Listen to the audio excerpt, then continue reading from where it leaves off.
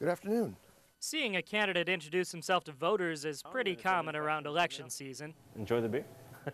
Seeing voters cast a ballot surrounded by beer is less common, but both of these are playing a role this year. We'll get to the beer in a moment. First, let's go back to the door knocking and meet John Tack, who's running for the Iowa State Senate.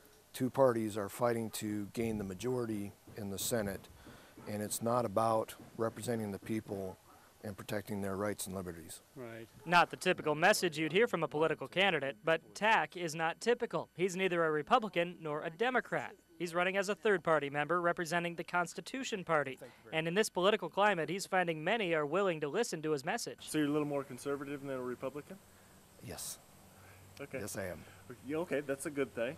Of course, not everyone's into it. You sound like Tea Party. I don't want nothing to do with it. I'm not signing it. All right. Have a good night, sir.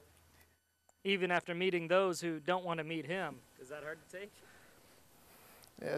I'm entering politics, so I have to deal with it. Tack says he'll keep putting one foot in front of the other.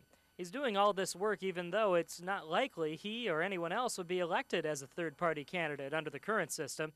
Just look at the numbers. John has been on the ballot in Iowa before. In 2010, he ran as a Constitution Party member for the U.S. House. He received 1.1% of the vote. Compare that to the winner, Dave Loebsack's 51%.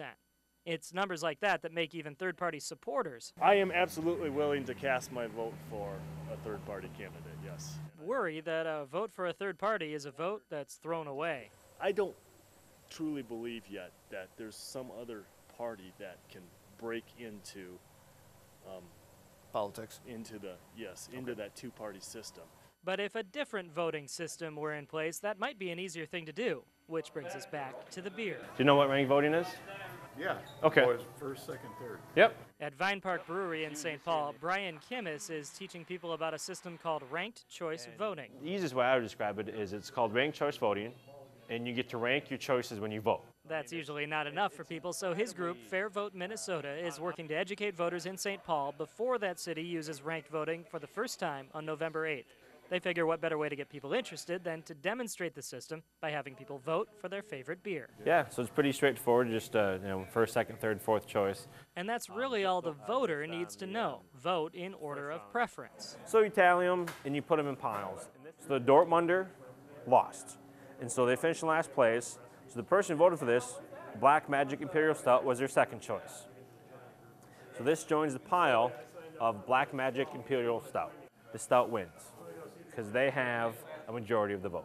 Going back to this year's ballot with John Tack's name on it, say someone wanted to vote for him. Under ranked choice voting, they could have him as their first choice, and then if he came in last, the voter's ballot would instead go for the second choice candidate, meaning it would not be wasted. And so if you support the third-party candidate, you can feel free to vote for that candidate as your first choice, knowing full well you won't be harming a likely winner. Even though it could help his chances, and John admits he's no expert on ranked choice voting, he says anything that makes Election Day more complicated is really just introducing more risk for trouble. He says his key to winning will be working hard to spread his message. Absolutely. Just keep going. There are people out there that are interested. They're very frustrated with their government, and they would like to hear that there is a choice out there, that there is an option.